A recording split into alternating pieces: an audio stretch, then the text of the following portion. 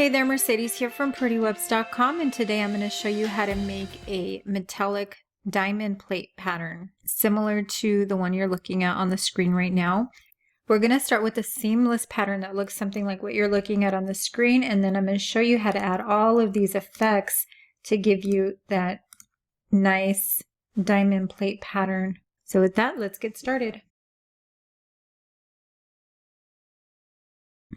The first thing that we're going to do is create the seamless pattern, and in order to do that we just need a small canvas of 250 pixels by 250 pixels, a standard resolution of 72, RGB color, and make sure that you have a transparent background. Click create. Now I'm going to zoom in a little bit here. The first thing that we're going to do is set up our first shape. So I'm going to come into the rectangle tool and I'm going to create a square here. It does need to be an exact square. This one is 54 pixels high by 54 pixels wide. And I also need to make sure that it's black. Okay, so now that I have my square shape ready to go, so you should have your handles showing here. And you'll see these two little double arrows. When you see those, press the Shift key on your keyboard, hold down your mouse button and drag. You'll start to see a little label there at the side that'll tell you what degrees you're at. So right now we're going to take this to a 45-degree angle, let go, and then hit return or enter on your keyboard. Okay, so with the shape selected, we're going to come up here to the top section right here, and we're going to change this width to 16 pixels, and we're going to change our height to 130 pixels. So we're going to have like a stretched out diamond shape on the screen. Click OK. So once you have that initial shape on the screen, we need to duplicate the shape 4 times.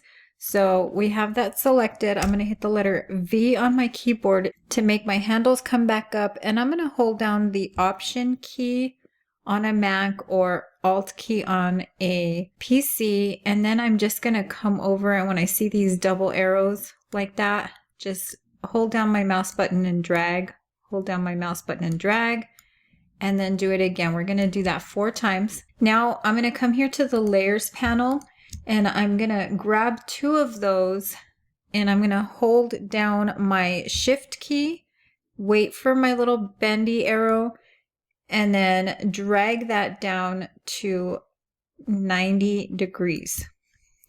Hit return or enter on your keyboard. We're going to move these out of the way for a little bit, and I'm going to move this one as well. We'll just move that over to the side, and then we're going to start with this shape right here. We're going to grab one of these other ones, and what we're going to do is just butt them together, this point meeting the middle point of this shape right here.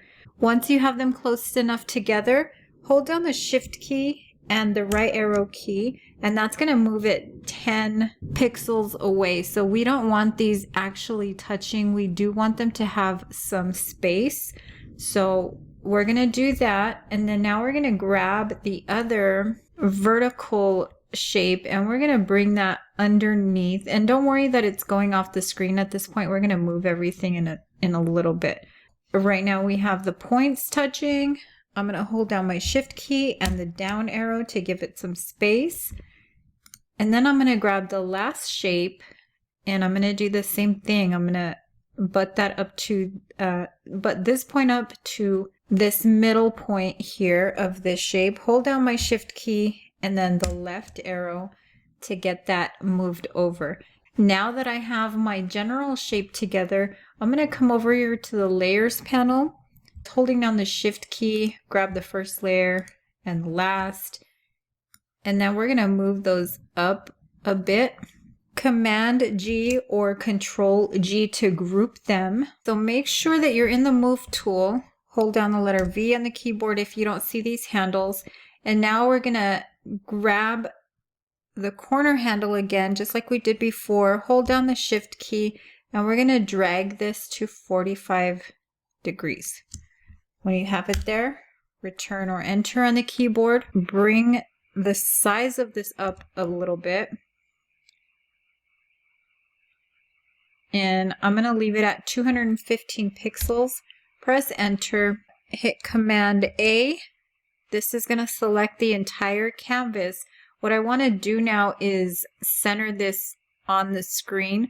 So if you are in the Move tool, you should see all of this. Letter V on your keyboard to get in the Move tool. And you should see all of the alignment tools up here. So we're going to align it vertically and horizontally. Command D to get out of the select tool, Control D on a PC. Now that we have that centered, we're going to go ahead and duplicate this. I'm going to hold down the Option key or Alt key on a PC and just drag this layer down. Okay, so I'm going to turn off the visibility for my original group. So right now we're only looking at this second group that we just duplicated. And I'm going to right click on that and click on Merge Group. With that group selected, make sure that the top group is turned off. That's important. We're going to go up to the Filter section at the top part of your menu, come all the way down to Other, and then all the way down to Offset. This is a 250 pixel by 250 pixel canvas, which means that we need to offset it by half. We're offsetting this 125 pixels horizontally and vertically. Make sure that wraparound is selected and click OK. Now you're going to end up with something like this. We're going to turn on our original layer. We're going to come up to Edit at the top of the screen. And we're going to choose Define Pattern. We're going to call this Diamond.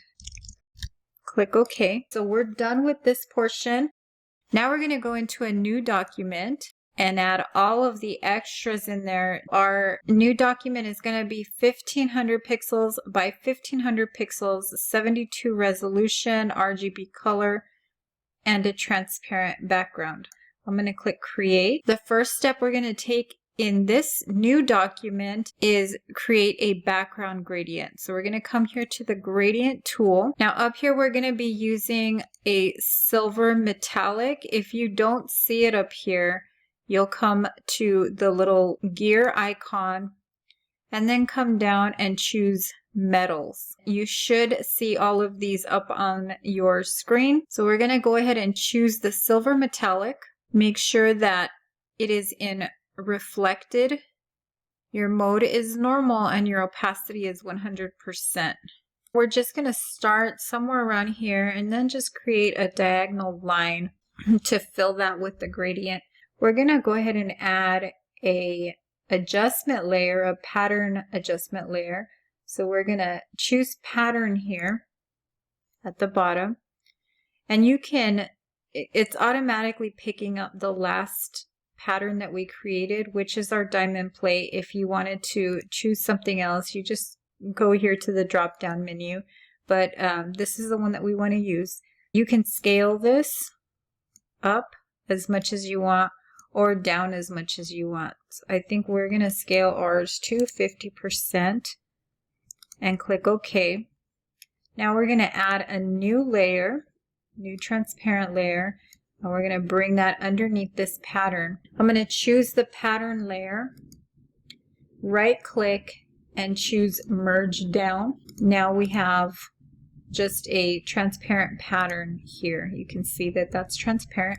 With this layer right here selected, our pattern layer, we're going to double click and we're going to choose Bevel and Emboss. Okay, our style is going to be Emboss. Our depth should be about 95. It just depends on the size of your pattern. Our size, we're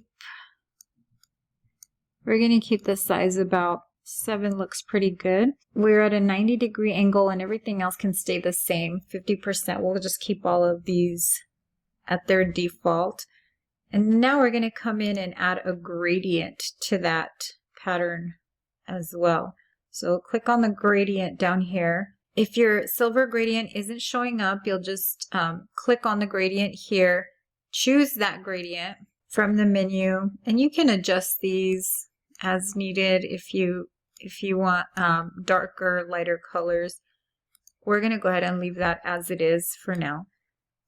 click OK, and then you can scale that as well. So if you want something more subtle, we'll keep it at 125 is good. So now we have our pattern layer with a bevel and emboss and a gradient overlay. You can keep your design here. I'm going to zoom in a little bit so you can see it. So you can keep your design here, or you can add a little bit more texture to it. We're going to add some texture. I'm going to go up to File, Place Embedded. Now, I downloaded some textures from a website called transparenttextures.com, and we're going to be using this one today. It's called Mocha Grunge. So if you go to that website and search for Mocha Grunge, you should find this there. It's a free texture. Everything on that website is free. And then just place it in your file. Bring that down just a touch. Okay, so all we needed was to make sure that it's covering the entire canvas. And now we're going to come up to the layer mode and we're going to change it to color burn. We're going to go one step further and we're going to add color to this, just like we did in the one that I showed you. So what I'm going to do is add a hue and saturation adjustment layer here at the bottom. Now you're not seeing it right now. We do have to make sure that colorize is checked. You can make this any color you want just by playing with the slider here. And that is how you create a diamond plate pattern inside of Photoshop. Of course, you would export this as a JPEG or PNG image and you can use it virtually anywhere.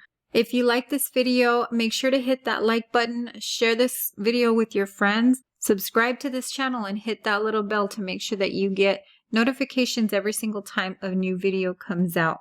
And of course, visit me at prettywebs.com to get more tutorials, graphics, templates, and tons of free resources for doing business online. Until next time, thanks for watching.